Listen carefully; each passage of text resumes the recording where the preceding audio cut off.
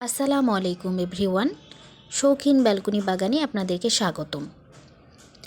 আজ কথা বলবো খুব গুরুত্বপূর্ণ বিষয় নিয়ে। আপনারা যখন গাছ লাগাবেন তার আগে প্রয়োজন মাটি ভালোভাবে প্রস্তুত করা।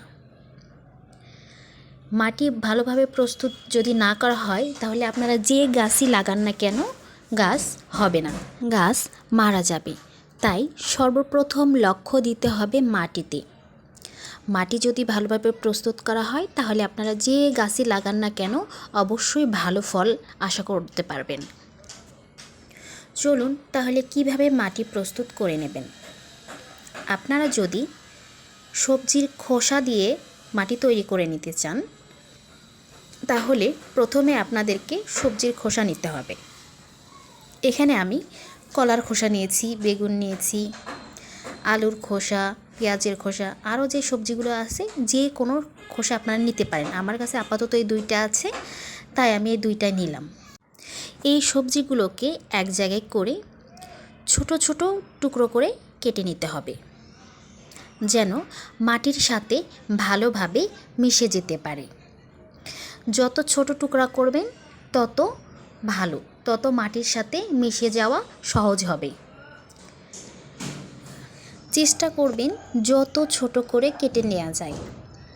যত ছোট করে কেটে নিব আমরা তত ভালোভাবে মাটির সাথে মিশে যাবে এবং তাড়াতাড়ি মিশে যাবে, বেশি দিন সময়ও লাগবে না। যদি এগুলো বড় হয় তাহলে এগুলো মাটির সাথে মিশতে সময় লাগবে। এরপর আপনারা যে টবটাতে গাছ লাগাবেন সেই টবে মাটি দিয়ে নেবেন। 3 ইঞ্চি পরিমাণ মাটি দিবেন। প্রথমেই 3 ইঞ্চি পরিমাণ মাটি দিয়ে একদম সমান করে দেবেন। আমার মাটিগুলো এঁটেল মাটি, তাই এর থেকে ঝুরঝুরো করা সম্ভব হয়নি।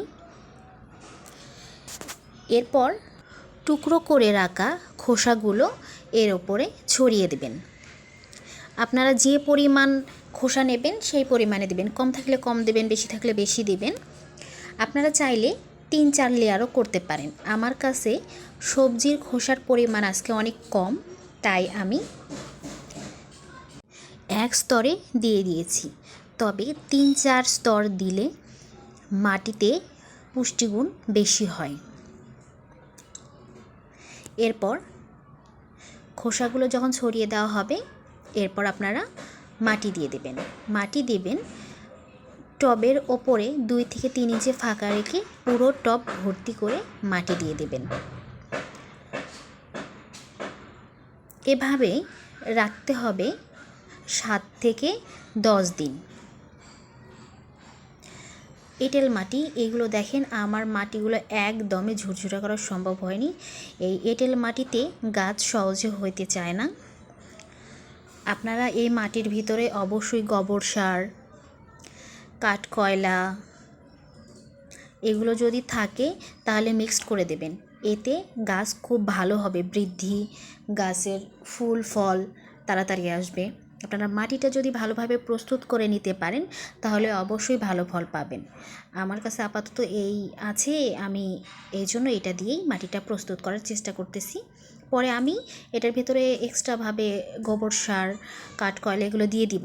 আগে সবজির খোসাগুলো পচে উঠুক, তারপর এর উপরে স্প্রে করে দেবেন পানি, একদম ভিজিয়ে স্প্রে করে দেবেন যেন নিচ পর্যন্ত যায়। আর 7 থেকে 10 দিন রেখে দিতে হবে, তাহলে নিচের যে সবজির খোসাগুলো এগুলো পচে যাবে এবং সার তৈরি হবে।